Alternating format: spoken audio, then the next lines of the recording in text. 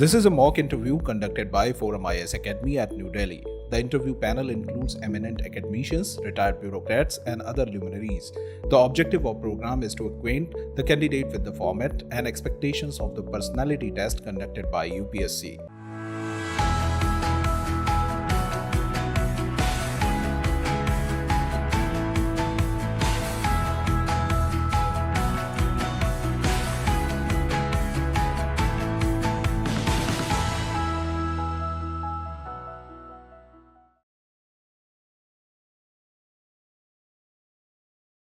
Good afternoon. Please sit down. Thank you, sir. Good afternoon, ma'am. Good afternoon, sir. So you are already in the Indian Economic Service. Yes, sir. How do you see the India's economic future today after the NSO's report and in the coming days? So India's economy has bright prospects. Our GDP growth is quite robust vis-a-vis the world growth rates, but there is an signs of incoming recession. So growth might get impacted due to this. So demand is low, so our exports can suffer. But otherwise, our consumption levels are picking up after the pandemic. So With high inflation and high import bills and depreciation of the rupee, you still hold a good prospect for the Indian economy? So inflation is high due to supply side reasons, but once the supply chain disruptions, COVID, pandemic is all settled, I think we will be back The to current normal. account deficit itself is pretty high. Yes, sir. So that could be because our exports are now suffering because of low demand, and also oil prices are high. But with gradually we'll be coming up with alternatives, and so our dependence on oil and its fluctuations should affect our economy less than So before. as an economic service officer, you see 5 trillion being achieved? Yes, sir, it is certainly possible. And By which year? According to your estimates. Forget about what the government says. What is your estimate? so I can't give you an exact year, but it is certainly possible down Next the 3 line. years, next 4 years, next 5 years?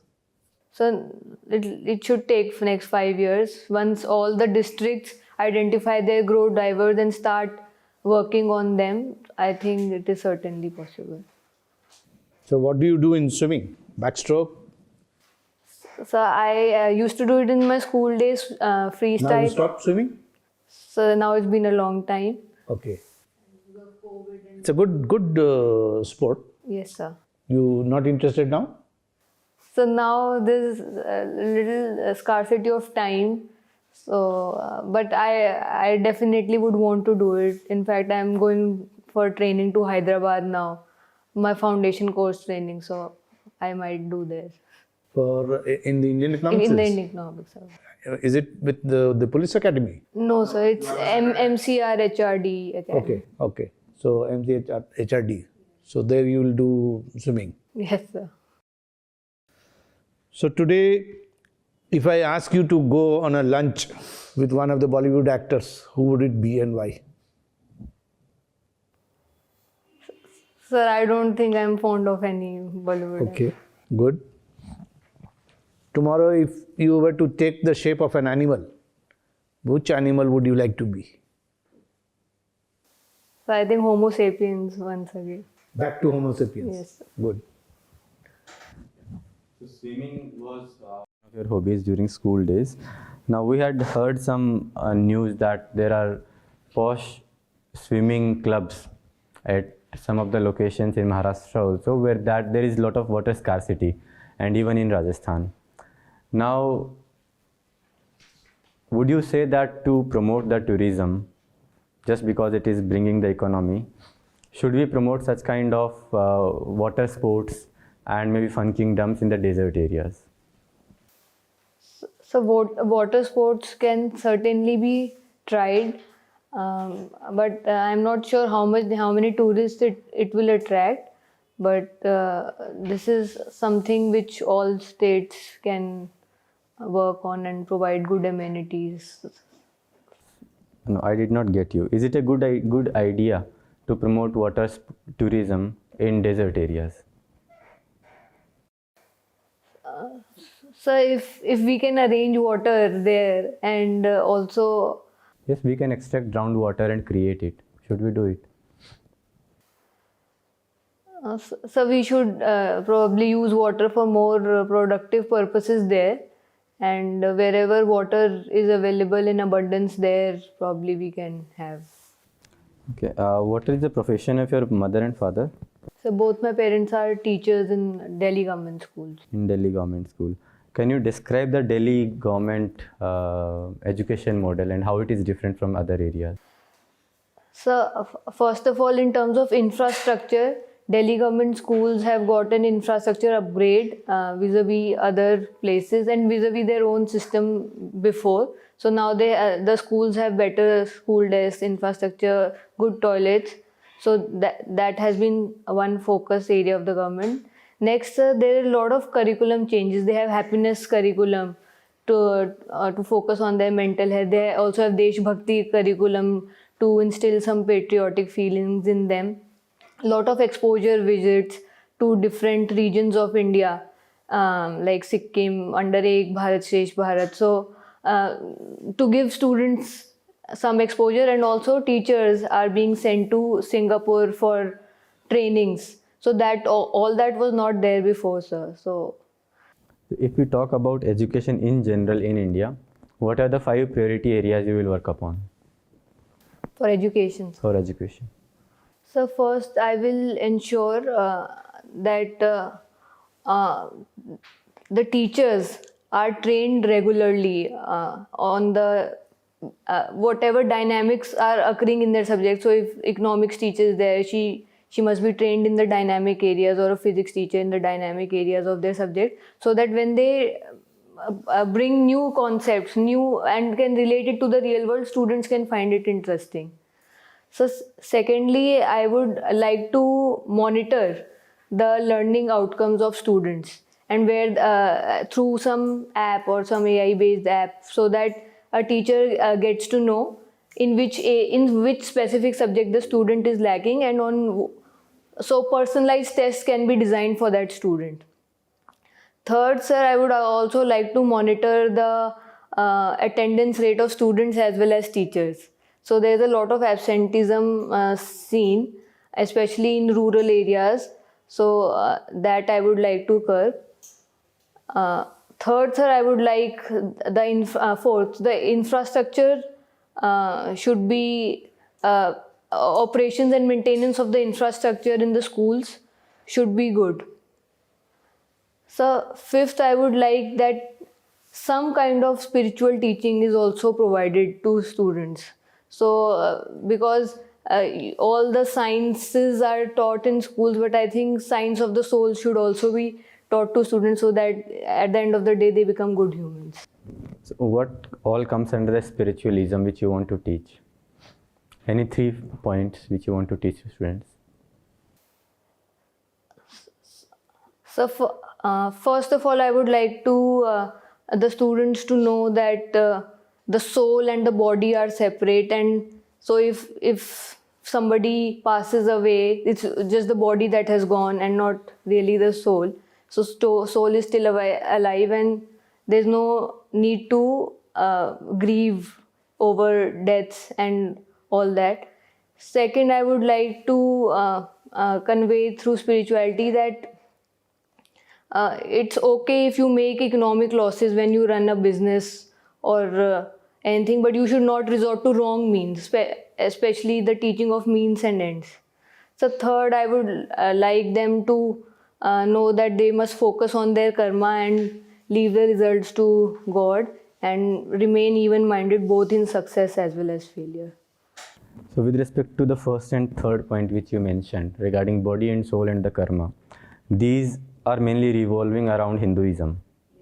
Now in schools there may be students from who follow Islam, who follow Christianity.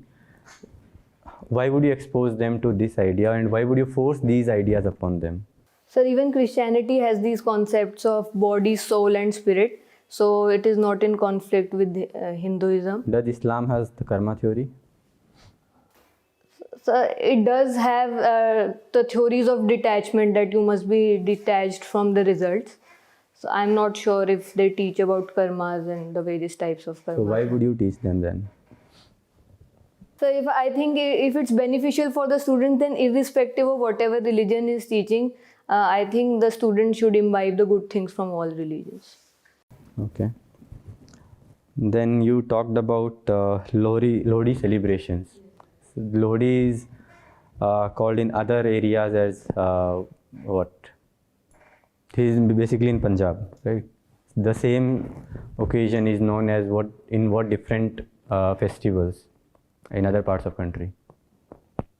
So I don't know the other names, but immediately after that Makar Sankranti comes. So there are various names in different regions of India about that. But Lodi is Lodi in Sindhi. Lodi has a different name, Lodi something. I'm not really sure, but Lodi specific to Lodi, sir, I do not know yet. Okay, sir, over to you. Okay, thank you, sir. So hello, Ruhani. Yes, So you are in Indian Economic Services. yes, sir. Can you tell me what is the fiscal deficit figures for this year? So I think it is 6.8%. 6.8%. Was that last year or this year's figure? So I think. Okay. What is fiscal deficit? So fiscal deficit is the excess of expenditure over the revenue, and which excludes the interest payments, including the interest payments. Okay, it includes interest payments. And revenue, what all is included in revenue? So the capital revenue, no. Capital receipts are included or not? No, yes, they are. Fiscal deficit has both capital receipts plus revenue receipts.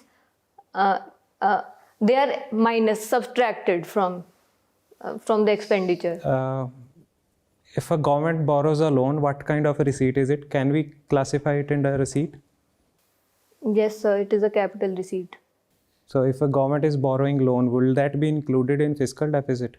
No, the previous loans are not included in fiscal deficit, because the loans get accumulated and fiscal deficit intends to show the this year's outstanding liabilities. So this year's fiscal deficit, will it have, will it include the capital receipts or non-capital receipts?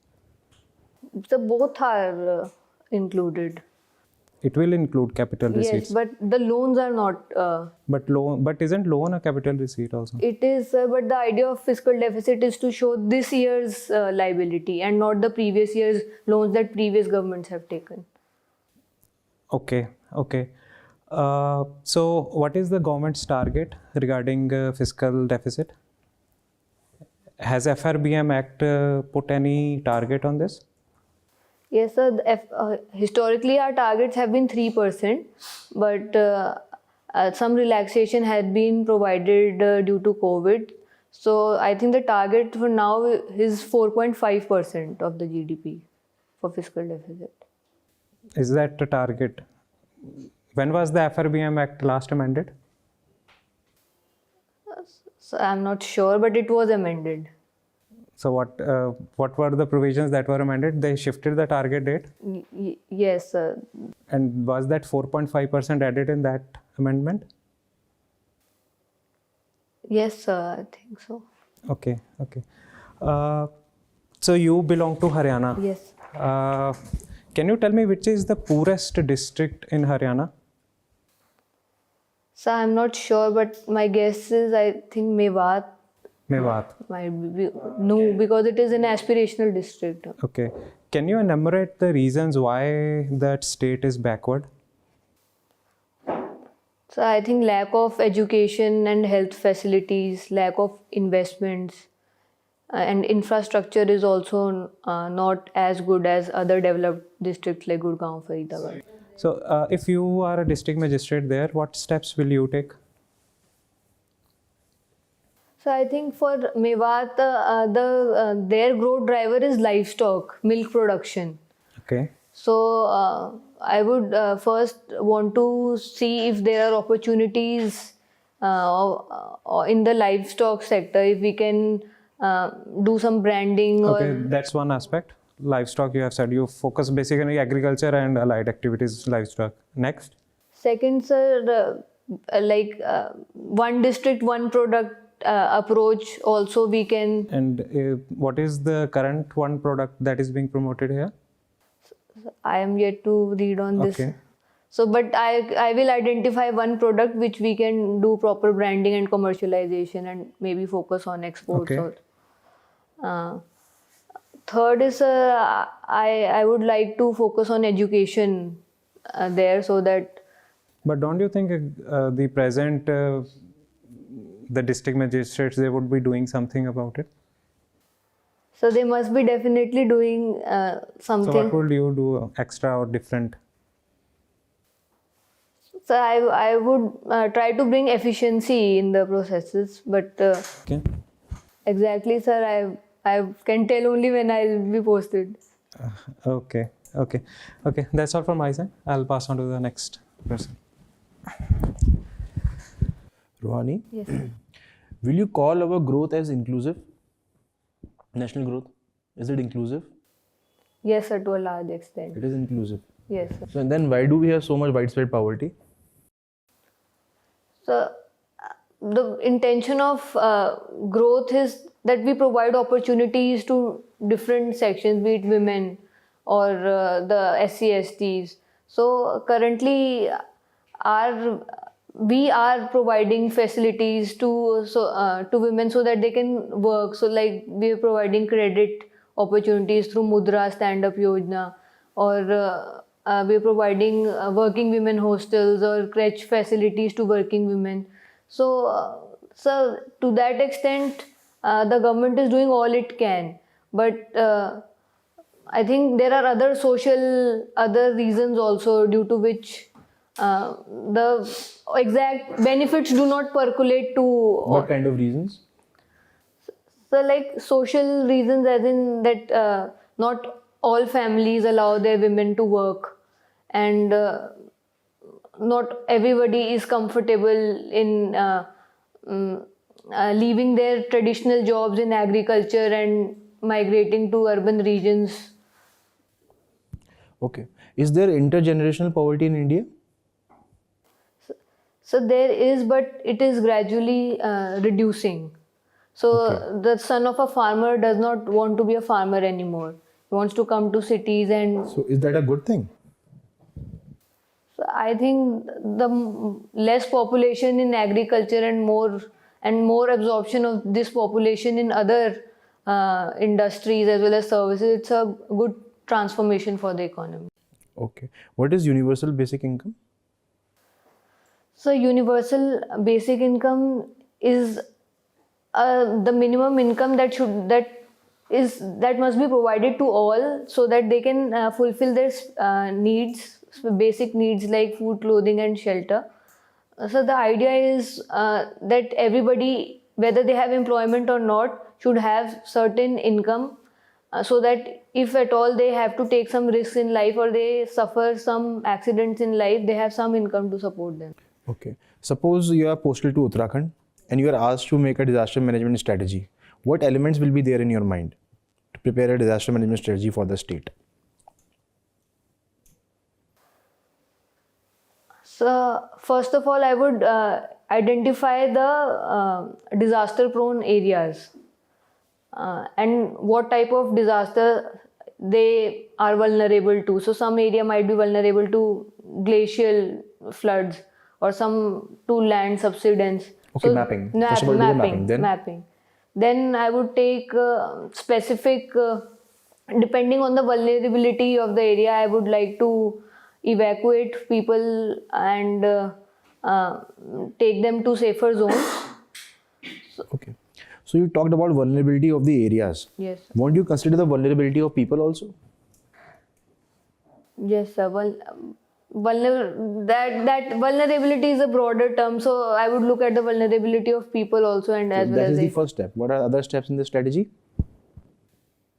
So You found the problem. yes, sir. I found the problem. Then I would probably have a stakeholder consultation or consultation with the disaster management authority on. See, these things are already there working. I want to know what will you bring new in the disaster management strategy? Because we all will agree that there are gaps in the strategy.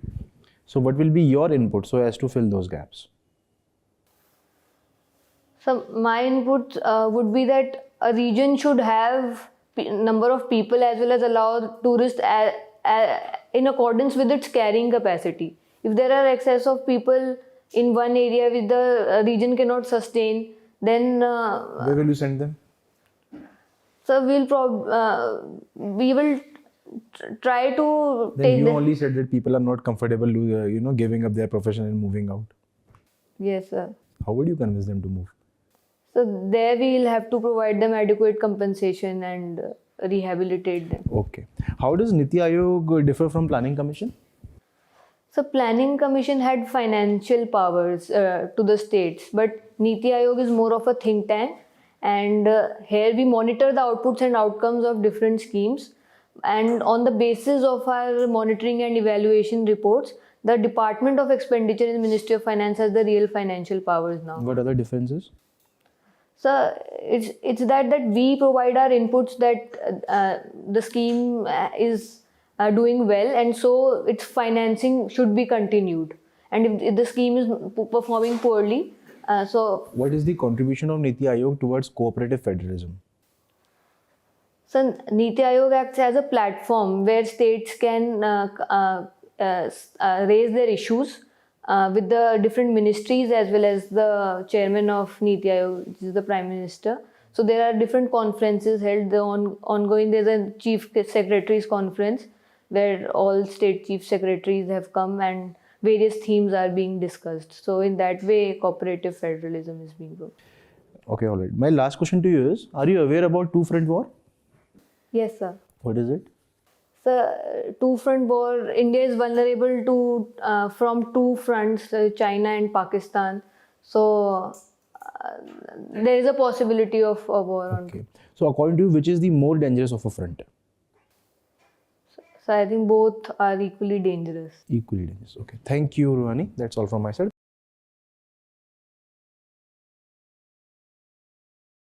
So overall, I think lots of positives, but these are the small things which you can work on that will help you, take your score from 160 to 180 or 190 maybe.